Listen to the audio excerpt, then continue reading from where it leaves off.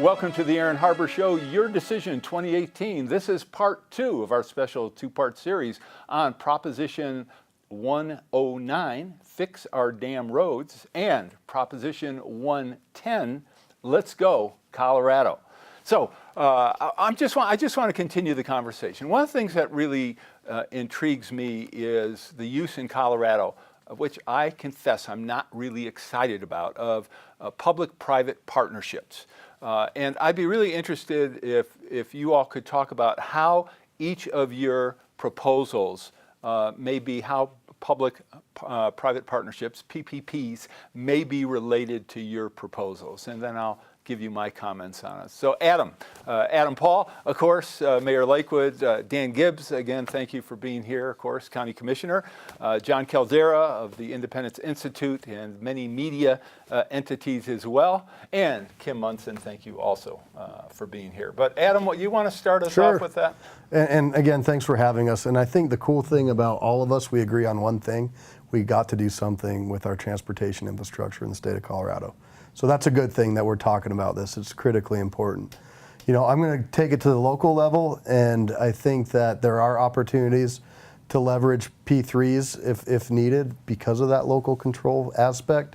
As far as my community goes, that's not something that's in the works on utilizing these funds. And I'll turn it over to Dan to see if there's anything different. Yeah, 2009 I worked on a bill that passed called FASTER. It created the High Performance Transportation Enterprise under CDOT.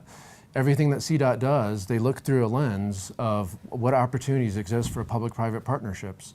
And I think that's really important because, whatever proposal you're looking at, I think there are opportunities to partner not only with other governments, but also on the private sector. We in Summit County are always looking for opportunities to team up with other governments, to team up with the private sector and the business sector. I'm the chair of the I-70 Coalition. We have memberships from Vail Resorts, from Copper Mountain, Freeport-McMoRan, the large mine in Leadville, all the governments from Summit County, more or less Glenwood Springs to Denver are involved in one way or another. And we are always looking for those opportunities, so yeah. John. Under Proposition 109, the question of public-private partnerships is not my concern. It is CDOT's concern. Our job is to liberate $3.5 billion so that CDOT can attack the top 65 most needed projects that they've identified. We do not get into how they should do that, what type of contracts they should use, who they should contract with. I'm going to leave that to the professionals. What I do know is that the people of Colorado have paid taxes for this core function, and over the last decade, the state legislature has basically not funded it at all to fund other priorities. And as we did 20 years ago under the Trans Initiative, under then Governor Bill Owens, who's a proud supporter of what we're doing, what we're saying is we need to fund these roads now, these top projects. Kim, do you have anything you want to add to that, or in regard to P3s? I actually think that P3s are a way for government to pick winners and losers. And many times I think it's kind of a workaround Tabor as well, because you can have the private side of it kind of go out and take, in a way, almost increase debt, but without saying that. There's no way that a private enterprise is going to take on more risk than what they have assessed. So ultimately, I think the risk goes back to the taxpayer, but it's all done in a lot of fluff, and I think many times it's a workaround Tabor. So, and not necessarily, I think that taxpayers take the risk, but certainly taxpayers lose control because a number of the P3s, for example, HOV lanes, high occupancy vehicle lanes, where we're handing over control of roads, of highways, major highways, to private companies for decades who get to charge as much as they want for those lanes, even though taxpayer dollars built those roads. I mean, that just struck me as, I'm not sure who's making those deals, but it doesn't seem like we've got great negotiators on our side. But maybe Better watch out, you're starting to sound like Trump. Yeah, well, I've been accused of worse.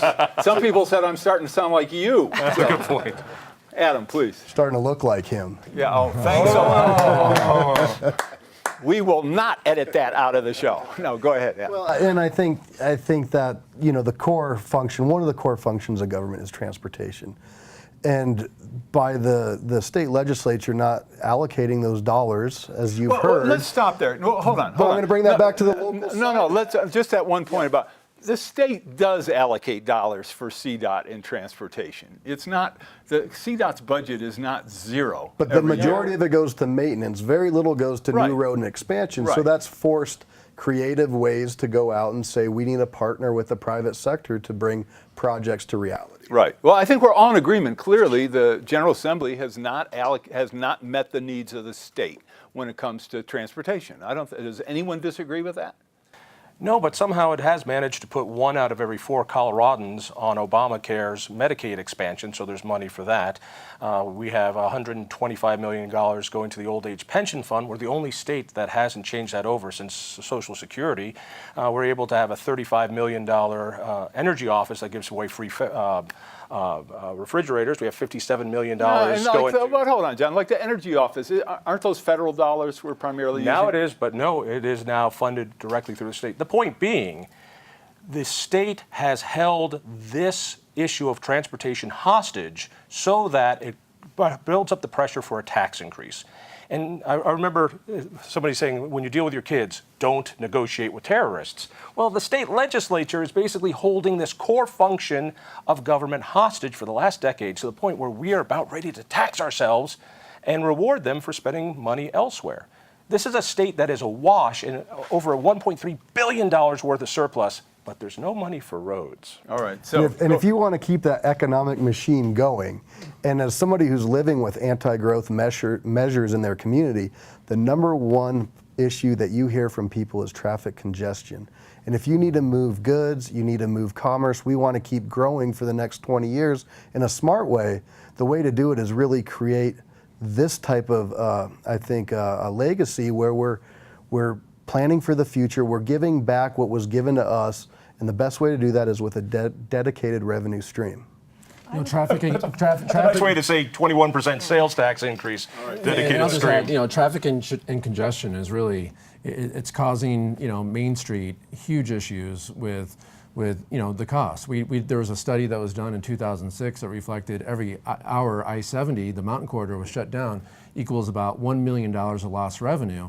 Well, you can imagine what traffic and congestion means in the Front Range when you have literally 100,000 people that go on some of these corridors a day.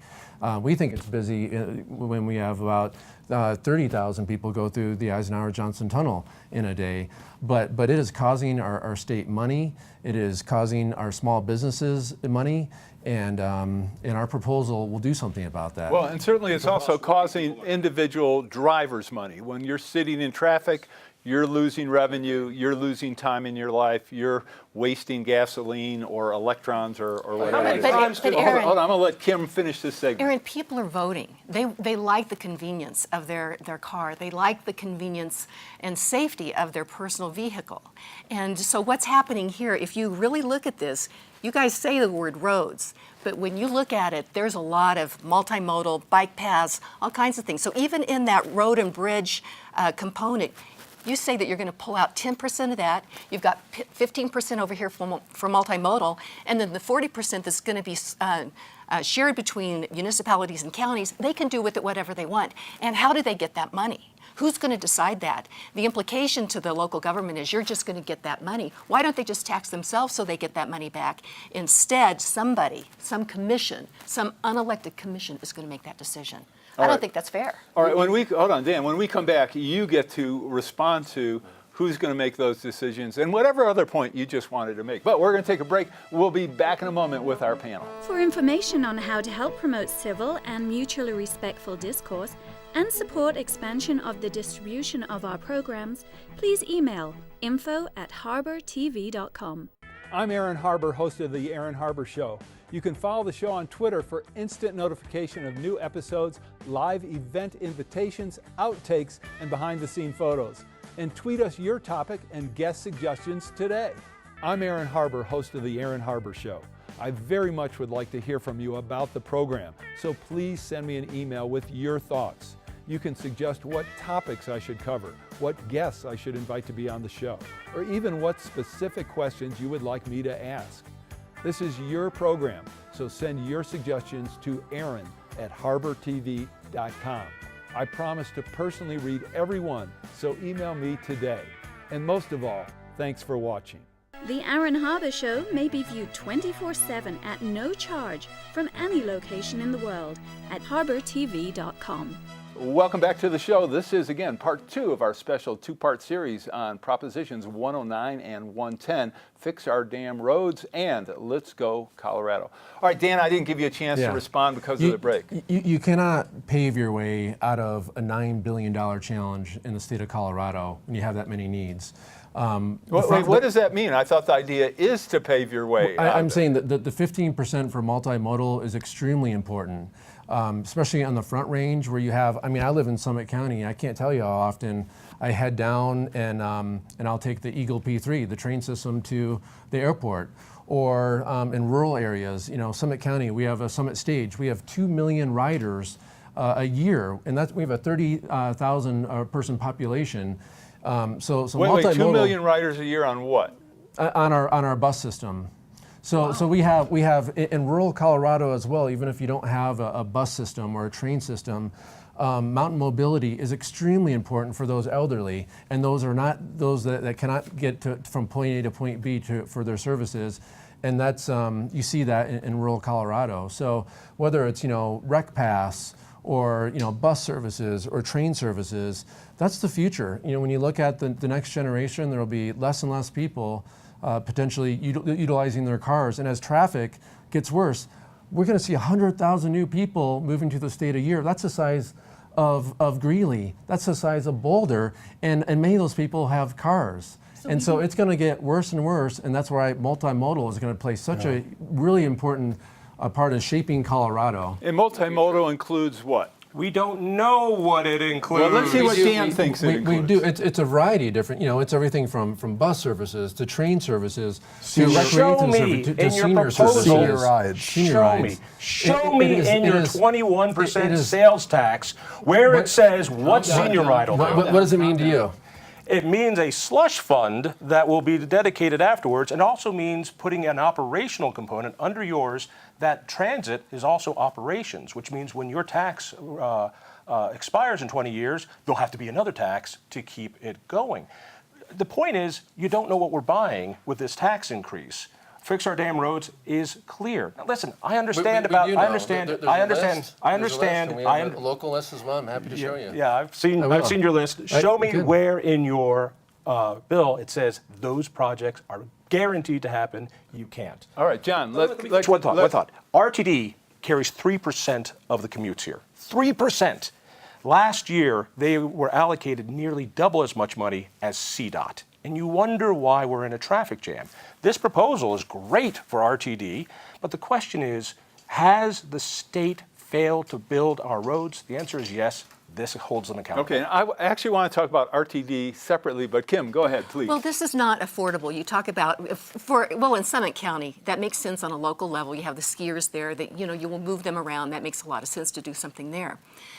But generally across the country, only at the fare that people pay for their bus or their train only covers 20% of the operating costs. The taxpayer is picking up 80% of that, and that's not building it. And that still you see people sitting in their cars because that's how they're voting. I was at Chick-fil-A the other day on a Saturday, right around noon. I'm sorry we don't allow promotional plugs on the show. You talk about congestion. But what was amazing is private enterprise. Congestion due to eating Chick-fil-A? No, congestion, traffic around the drive-through window. Oh, okay. And private enterprise, they were very creative. They had people outside taking their orders. They had, ways that you could get in and out, and they took care of the problem. What I see happening is that kind of the transit czars, the people that love transit and want to get their hands on this money, are making it more and more difficult for people to drive. A perfect example is going up Broadway, which is one of the most important corridors to get into downtown. So what we've seen is the transit czars have said, we're going to put our roads on a diet. Well, goodness, I was coming down Emerson the other day, and the lane was so skinny, and there was a bike lane there. The biker, and I love to ride my bike, but was hugging the lane. I couldn't get past him. Because I didn't want to hit him, and we had traffic behind me. And I'm thinking, why wouldn't they put that bike lane on a non-major thoroughfare? I just think that there's very poor planning by many politicians and bureaucrats. All right, let's, and that's another show maybe, but let's talk about RTD a little bit. I mean, RTD spends, including construction costs, roughly $2 billion a year. It serves, on average, I think, daily, a third of a million people, maybe over the course of the year, 500,000-600,000 people. When you look at how many miles it covers in terms of, it's like 101 million miles. CDOT serves 30 billion miles of travel a year with a lower budget. And I guess kind of my question as a taxpayer is, does this make sense anymore? Is it time maybe to just really step back and rethink what we're doing? And I'll explain why. If you look at the cost per ride for a service like RTD, you're looking at $10 to $20 a ride. And as an environmentalist, I used to be someone who's very anti-vehicle because they're stinky, they pollute, they're noisy, they cause accidents. But if you look how vehicles have transformed, as we move to electric vehicles, assuming their sources of electricity are not big polluters, you look at the safety devices, sensing devices, autonomous vehicles, you look at ride sharing. Isn't the mass transit of the future maybe Lyft or Uber? And not buses and multi-billion-dollar rail lines and things like that? Are we capable politically of saying, hey, maybe putting billions of dollars into these projects actually doesn't make sense anymore? And if you're a disabled person, to take public transit, I mean, you have to first get from your home to wherever, and there are ride services, but if they're ride services and you're putting somebody in a car to get them to a train, why not just keep them in a car and let them go directly to where they want to go, not go to a train stop or a bus stop, take 1 or 2 or 3 buses, fold up their wheelchair, and then have to ultimately get help getting to their destination. Is it time maybe to say goodbye to mass transit? Well, I think there's a world where it all exists, but to your point, I think that's a lot of the reason why 110 is the way to go, because you get that ability to team up with Uber or Lyft like the city of Centennial was able to do to help solve their last mile connections. So there is a world where this all exists, and we need to be more creative. And you may have just your main lines where you get people to the main lines, but it's that last mile connection. And again, that's why it's so important for the cities to have the last mile. All right, I'm gonna let you have the last word in this segment, and we have only one more segment left. So that's the end of this part of the show, but we have our wrap up coming up. So stay tuned for more. We'll be right back. For information on how to help promote civil and mutually respectful discourse and support expansion of the distribution of our programs, please email info@harbertv.com. I'm Aaron Harber, host of The Aaron Harber Show. You can follow the show on Twitter for instant notification of new episodes, live event invitations, outtakes, and behind-the-scene photos. And tweet us your topic and guest suggestions today.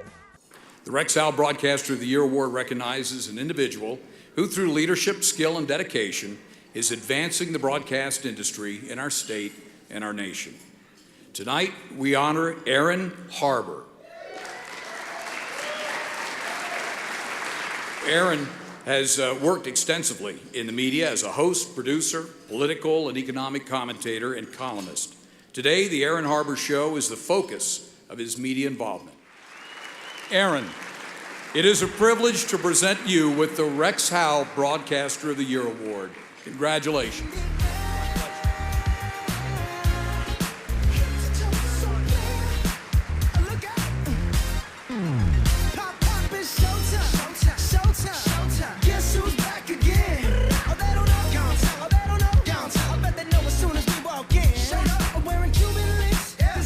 Just make journalism great again.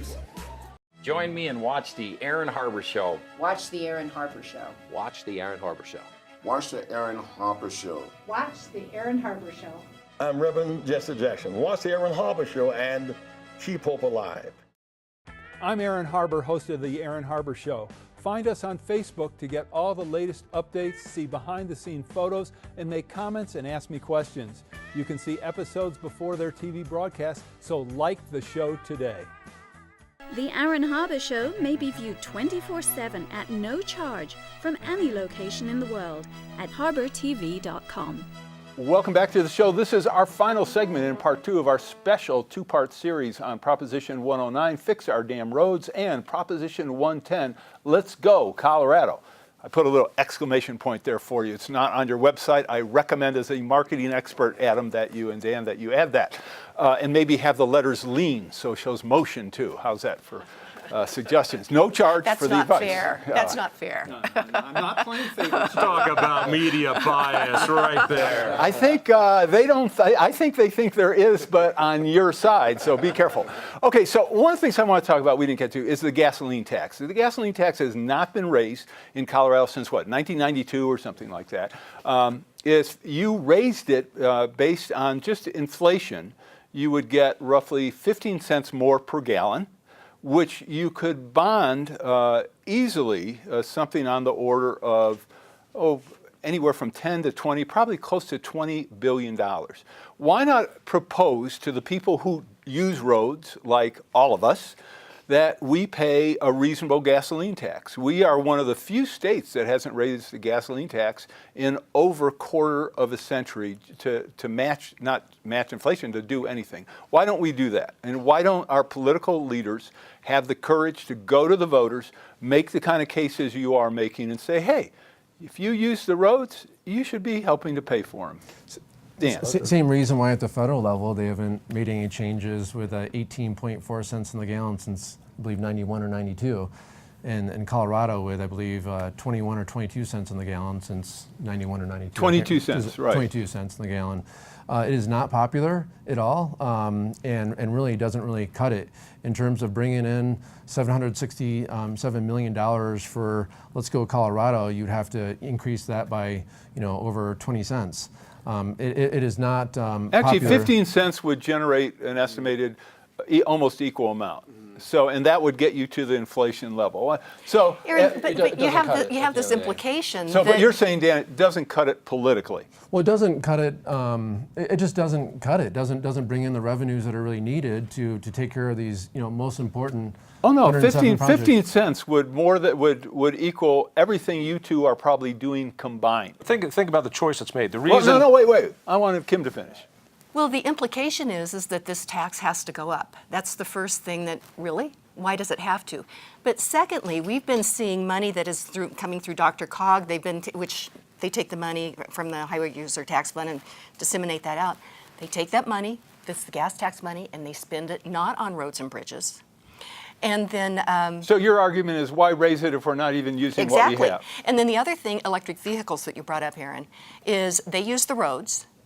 They're deeply subsidized. We just mentioned that in Colorado you can get a tax credit for $12,500.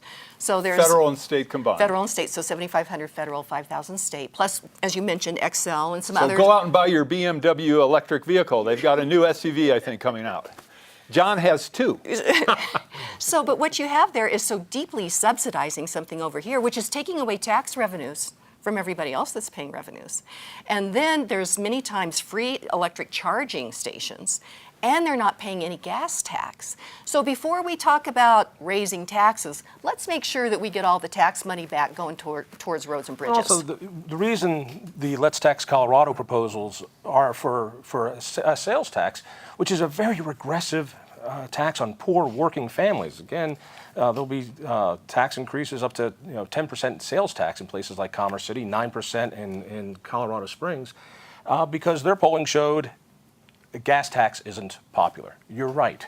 And so they decided, let's go and beat up on poor people with a regressive tax increase. We're going to say we're going to help poor people with more transit. We don't know what transit that'll be, but we're going to make sure that older people pay more on their fixed incomes with a sales tax increase. Remember, this is a 21% sales tax increase. The question is, why aren't we demanding that the state return funding to roads? We all seem to be saying it, But Fix Our Damn Roads is the proposal that says without a tax increase, state, you will do it. Adam and Dan, you both get to respond. Yeah, well, and I would just say, you know, the second part of that statement is a valid conversation piece, but to say somehow this is singling out the poor, you know, that's a soundbite. We're actually trying to find ways to help all of Colorado rise above and meet them where they're at, whether they need to drive a car, ride a bus, ride a bike, get a senior ride, or have shoulders in Rico, Colorado on their highway. That's what we're trying to do. So I think it's fair to have it at this level, but to say somehow there's, you know, picking on poor people is just not adequate for the conversation. I know Dan beats on the elderly almost daily. Right. You know, the people I hear from, everyone, you know, are so fed up with congestion, it's unbelievable. And that's causing time and money. It's causing time with their family, with their kids, and they're just up here. And I feel like this is the one proposal, Let's Go Colorado, that has a statewide perspective. There are folks from all parts of the state. I was one of the original proponents. Dan Gibbs, Democrat, teamed up with Kathy Noon, former mayor of Centennial, Republican. We have Club 20 for the Western Slope. We have Progressive 15. You have people in boots and cowboy boots and suits and jeans and you name it, all supporting this proposal. This is a statewide solution. And I have to tell you, from a county perspective, the Gallagher is killing us. The Gallagher Amendment. And the Gallagher Amendment. We are seeing examples of some rural Colorado counties. Phillips County, they have 40 paved roads. They just recently had to make a decision to take the concrete away from 32 of those because they cannot fund the roads as a result of the challenges financially of local government. So if 88% of our roads in Colorado are either at the municipal level or county level, this is the only solution that has a statewide solution. And Colorado Springs, with all due respect, they have a RTA. So they, for selfish reasons, they're taxed already and they can take care of their own solution. And if we don't have success with Let's Go Colorado, you're gonna see that trend statewide, and rural Colorado is going to lose out. We do not have the resources that the Front Range has, and it's Let's tax rural Colorado more. We actually have only 1 minute left, but I'm going to stretch the show. Give us a quick wrap up, each of you, if you want to do 30 seconds, each of you. Well, what we need to do is we need to fix our damn roads, and that is the proposal that you need to vote for that particular proposal. Let's Go Tax Colorado is a 21% state sales tax increase. And if you want less of something, you tax it. So ultimately, we'll have less of sales because we're taxing more of it.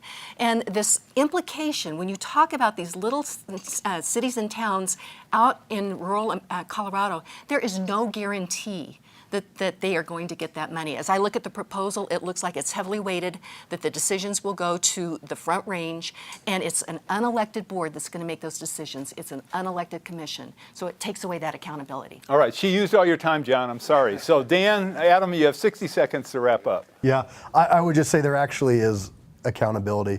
On the CDOT level, which is 45%, and then on the local level, you have county commissioners and city council members who are going to help work with the communities to allocate. And I would just echo, Mayor Southers is right. There is a lot in Colorado Springs. But what we did is we tried to say we can't have haves and have-nots. Let's try to make all of Colorado a winner. Let's make sure that we are setting ourselves up for a successful 10, 20, 30, 40, 50 years from now. That's our job as elected officials and as leaders, and that's what we're here to do. Let's go Colorado. All right. You know, if you're sick of traffic and congestion, if you're concerned with safety on our roads, support Let's Go Colorado. All right. Adam, Dan, John, Kim, thank you all very much. Okay, that's the end of part 2 of our special 2-part series. Make sure you watch part 1. I'm Aaron Harber. Thanks for watching.